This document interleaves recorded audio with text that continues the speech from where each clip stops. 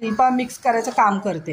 हे असं सतत हलवायचं ना तर त्याच्या गुठळ्या होतात. एवढं पीठ तेवढंच पाणी घेतलं, एकदम प्रमाणात पाणी घेतलं ना हे बघा इतकी परफेक्ट उकड निघते. आता ही उकड गरम गरम असतानाच पिशवीमध्ये भरायची. हा आमचा एक्सपर्ट माणूस आहे त्यामुळे तो पटपट करतोय. तुम्ही एवढी घाई करू नका, हात भाजून घ्या. आम्ही तांदळाच्या पापडांची तयारी करतोय. त्याच्यासाठी तांदूळ भिजत घालायचे 3 दिवस.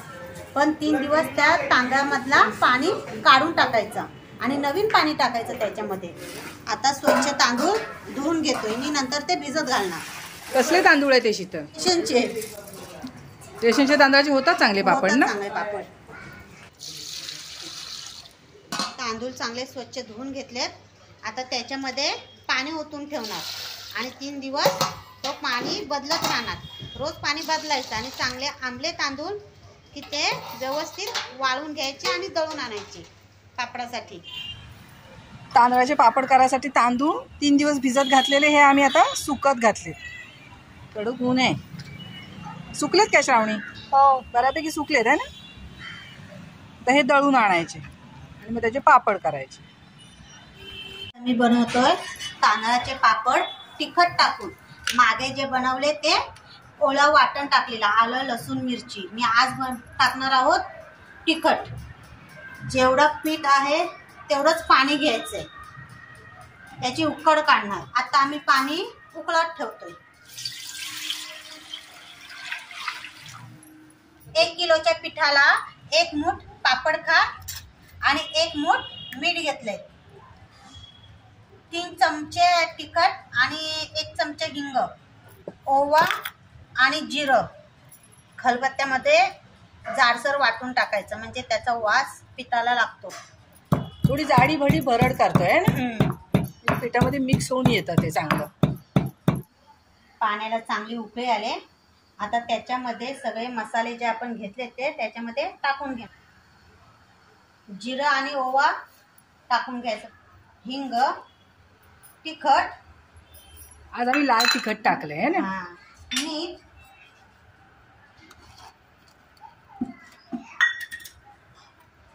आणि पापड खार. उकळी आलेल्या पाण्यामध्ये अर्धी वाटी तेल पण टाकून घ्यायचंय, म्हणजे उकड चांगली मस्त निघते आहे ना, चिकट नाही होत. पाण्याला चांगली दणदणून उकळी आले. आता थोडं थोडं करून त्याच्यामध्ये पीठ टाकून घ्यायचं आणि एका बाजूने लगेच हलवायचं, म्हणजे त्यात गुठळ्या नाही होणार. आई टाकते पीठ, शिल्पा मिक्स करायचं काम करते. हे असं सतत हलवायचं ना तर त्याच्या गुठळ्या होतात.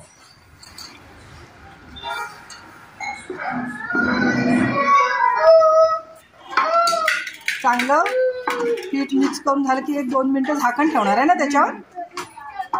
जेवढं पीठ तेवढंच पाणी घेतलं, एकदम प्रमाणात पाणी घेतलं ना हे बघा इतकी परफेक्ट उकड निघते. एकदम प्रमाण योग्य आहे त्याचं, कमी जास्त अजिबात नाही. एक ट्रिक आहे आमची आणि आधीच्या व्हिडिओमध्ये पण मी दाखवलंय. गरमच्या गरम राहतात शेवटपर्यंत. कमी केलं. आता त्याच्यावर झाकण मारायचं, 1-5 मिनिटं अजून उकडणार त्याला. उकड काढून पूर्ण झाले, आम्ही गॅस बंद केलाय. आता ही उकड गरम गरम असतानाच पिशवीमध्ये भरायची आणि मग तशीच आम्ही मळणार आहोत. आणि पातेलं खाली काढून घेऊन गरमच पीठ पिशवीत भरायचं आहे आपल्याला. एकदम सोपं जातं, जास्त त्रास होत नाही. मग नंतर उकड मळायला जे त्रास होतो तो होत नाही. हा आमचा एक्सपर्ट माणूस आहे त्यामुळे तो पटपट करतोय. तुम्ही एवढी घाई करू नका, हात भाजून घ्या.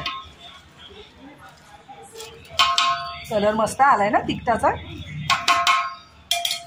लाल लाल दिसतात पापड. भरभर खायची तयारी चालले. खातात. उकड पिशवीमध्ये भरलेली आहे ना ती तशीच अशी मळून घ्यायची थोडीशी आहे ना, म्हणजे चांगली नरम होते उकड. अजिबात गुठळ्या होत नाही ते पिठामध्ये. नक्की करून बघा, असं तर सोपं जातं. गरम पीठ पण नाही लागत जास्त आणि अजिबात गुठळ्या होत नाही. पापड एकदम मस्त लाटले जातात. आणि मग अशी थोडी थोडी बाजूला करून काढून घ्यायची पराती. किती मस्त पीठ तयार झाले बघा. थोडं गार झालं की मळणार आहे ना. असं पीठ थोडं थोडं घेऊन चांगलं मळून घ्यायचं आणि हातानेच त्याचे गोळे करायचे आहे ना, छोट्या छोट्या. तेलाचा हात घेतेस ना, पाण्याचा हात नाही जास्त घ्यायचा.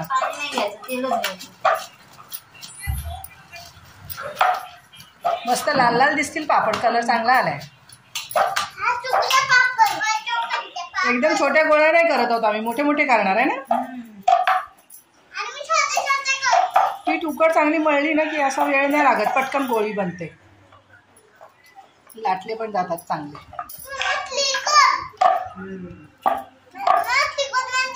एकदम सहज पापड लाटला जातो.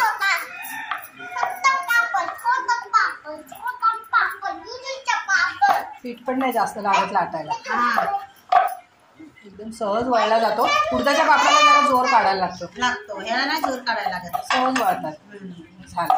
झालं पापड झालं पूर्ण. आम्ही असे मोठे मोठेच केले.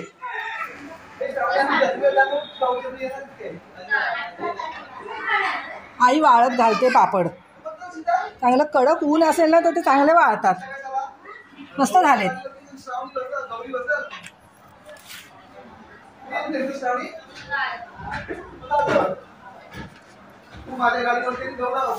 दोन दिवस लागतात वाळायला आहे नाही. 2 दिवस पाणी. हे तांदळाचे पापड आज चांगले कुरकुरीत सुकलेत. आज तळून बघू आपण. एवढा पापड चांगला कढईवर दुप्पट फुलतो. तिखट लाल तिखट टाकलेलं आज रे टाकल्याबरोबर फुलतोय पापड. केवढा मोठा झाला. भिजत घातलेल्या पिठाचे पापड आहेत ना हे, त्यामुळे ते चांगले फुलतात लगेच. तेल चांगलं तापलेलं आहे त्यामुळे पटकन वर येतोय. अरे एकदम मस्त झालेले. या व्हिडिओ थोडा जरी आवडला असेल तर नक्की लाईक करा, सबस्क्राईब करा अजूनही जर केलं नसेल तर, कारण तुमचा एक सबस्क्रायबर पण माझ्यासाठी खूप महत्त्वाचा आहे. ही आमच्या आळीच्या बाहेर राहतात ही लोक, त्यांच्या आहेत झोपड्या. मी जे काही बनवते त्यातलं थोडं त्यांना नेऊन द्यायचा रोज प्रयत्न करते. आज श्रावणीने मला मदत केली वाटायसाठी.